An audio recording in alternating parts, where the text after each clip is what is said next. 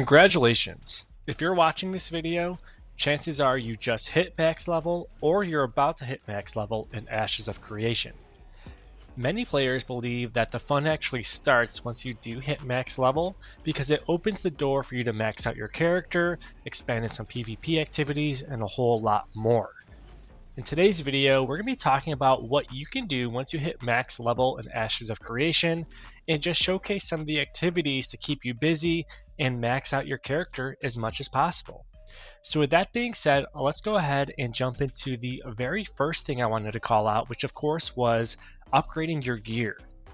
In some cases, there's going to be open world mobs or bosses that drop named pieces of gear or items allowing you to craft that piece of gear. So for example, this giant I just killed with my group dropped the polychrome links item. On the left side of the screen, you can see the item that this is associated with that I can craft using this item. I just wanted to highlight that, and I'm going to be talking a little bit more about that later on in the video, as well as a few other things. But before I do so, this is just a friendly reminder to like and subscribe in case you learned something new. Only about 3% of you do subscribe, so it just really help me out and show me that it's worth making these types of videos. Okay, now let's jump into things. Now I briefly mentioned this earlier already, but the first thing you're probably going to want to do is really max out your gear as much as possible to just make sure your character is as strong as possible. And that means you're going to be doing some gathering. In order to maximize your gathering, you're going to want to make sure you have bags associated with the raw resource you want, like this Journeyman Mining Bag, which increases the spoils and quality of the raw ore I collect. There's bags for every type of gathering, and it just helps you maximize the actual quality of the raw resources you gather. Also, you can take a look at the differences between like a normal bag and a mining bag when it comes to raw ore. I can stack up more within a single slot and just get the most out of my inventory. Additionally, there's a handful of consumables associated with gathering, like elixirs, which will increase your speed and spoils. So that means, like, you see how I get 5 of each raw resource there. There's a chance if I have high spoils to get 6, 7, or even more of each item when I actually do mine. Additionally, one of your best friends is going to be the Gatherer's Green Salad because it boosts overall gathering quality across the board. As the quality of the salad increases, that gathering quality will also increase, and these numbers can go insane and be extremely helpful. This is critical because you're trying to just collect as many high quality raw resources as possible that will allow you to craft the certain items that you're after. You'll also want to make sure you have the right tools and just artisan clothing equipped, because all of these items can increase either the experience you get, the spoils, quality, the speed of gathering, and just help you out and really build up to make this a little bit less brutal, because I get it, gathering is not super fun. But let's face it, you will have to do a lot of gathering once you hit level 25 or on your way to 25 if you do want to craft out and maximize your character with the best possible gear.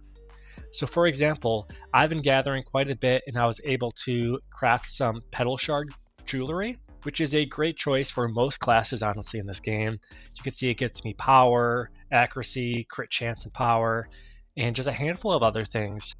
The higher the quality of the crafted item is, so for example, even though these are both rare, one of them provides more stats because the crafter had higher quality when crafting the item. Eventually it'll hit that threshold to get to heroic or epic or even legendary, and it all works together and really just boosts your character stats.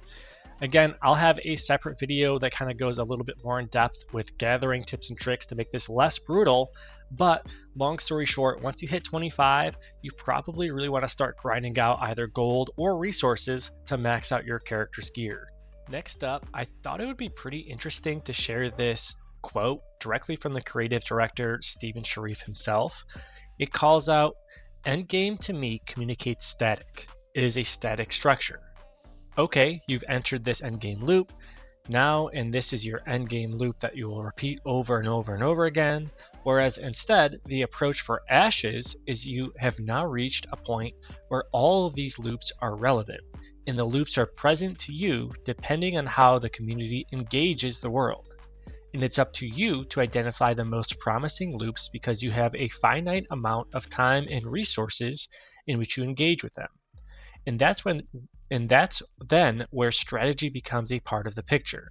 How will I choose to engage with these loops to maximize my return, or to maximize the specific benefit I wish to bring in individual, group, myself, or guild? So long story short, there's tons and tons of endgame loops that are out there in Ashes of Creation, and I'm going to be continuing to talk about those further on in the video. It basically calls out, you've got a set amount of time and resources. Where do you want to spend that time? Do you want to max out your armor smithing so you can help out some guild members and maybe make some additional gold? Do you want to focus on gathering raw resources to provide other people who can craft the ability to craft your gear for you? Do you want to just focus on doing some fishing and selling those fish to stock up on gold and just buy gear that way without having to gather or craft anything at all? There's tons and tons of opportunities when it comes to just gear itself, let alone other activities like PvP, PvE, raids, and a whole lot of other things. So with that being said, let's just go ahead and jump into the next topic. Now, the very last thing I did want to call out when it comes to gear is that let's say you actually have a full set of gear that you're actually really proud of. For example, I'm proud of this epic necklace. It doesn't stop there. This is when we start talking about enchanting your gear. Once you actually have gear that you are really happy with, you can then start the enchanting process to boost the stats of these pieces of gear even further. For example, by using this Journeyman Enchanting Scroll, I can boost this necklace to be +1, which will then increase all the stats on the necklace itself. So there's a 90% chance of it succeeding. Let's go ahead and do it, and thank Jesus, it actually worked. And you can see that the waterfall stats of these have actually increased. So I have more power and all those other stats just because I enchanted it. As you continue to enchant it and that number goes up and up, the overall enchanting cost will increase, and the percentage chance of actually succeeding with the enchanting process will decrease. So as you can see, +2 to +3, there's a 20% chance that there will be no change at all. Eventually, there's actually going to be a chance that the item will break altogether, so there's that whole risk versus reward process even further when it comes to maximizing your overall gear. Once you're happy with your gear, there's a handful of PvE endgame pieces of content that you can start testing out quite a bit more, including challenging Firebrand, which is this massive dragon you see on the screen here. Now keep in mind, you're going to need probably like close to a full raid to take down this foe, but the drops are pretty insane, so it's even more opportunities to gear up or sell them to make some more gold. There are multiple other open world bosses in the world of Vera as well, with more coming soon, so stay tuned to learn a little bit more about some more endgame PvE content kind of like this that will be coming to the game. Additionally, outside of just open world bosses like this, there's also very, very sought after named bosses, where many of them are actually in open world dungeons that typically are more so kind of like the end game type of dungeons.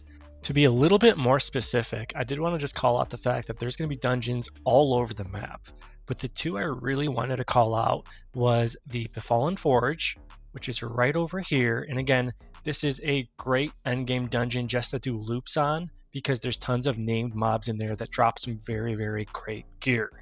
To be exact, there's actually some crafting gear, gathering gear. Both of these items I got from named mobs in Befallen Forge, and there's a whole lot more of that, as well as just other items that are very, very sought after and a great way to make gold.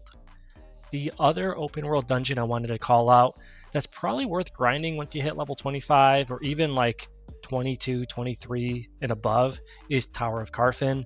There's tons of like sought after weapons and gear that drop in this dungeon, as well as just items used to craft those items. So again, totally worth kind of grinding out. There's also some named mobs right outside of the Tower of Carfin, and it's worth just really grinding out to boost your overall pile of gold. And don't forget, Ashes of Creation is a PvX game. That means there's going to be PvE content like I just talked about, but also PvP content basically everywhere.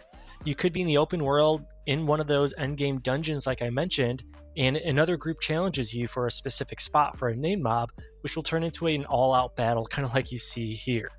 There's multiple different modes of PvP content in Ashes of Creation and more coming, ranging from guild wars to siege wars to just open world PvP and eventually arenas. The list goes on, and by ensuring that in the end game you max out your gear, you'll be able to just completely rip apart your enemies and have fun in the process. So be sure to deck out your character and get ready for some end game PvP that I'm sure you guys will definitely encounter in Ashes of Creation. To be honest with you, this 10-minute video could easily hit an hour if I went into the nitty-gritty details about everything you can do in the end game of Ashes of Creation. Long story short, do what you're having fun with. Maybe that's perfecting your combo, doing some endgame open world dungeons for some gear upgrades or some gold, or just doing some open world PvP. If you're having fun with it, don't stop and keep grinding. If you enjoyed the video, consider hitting that like and subscribe button to stay tuned for some more Ashes of Creation content coming soon. Thanks again. Bye.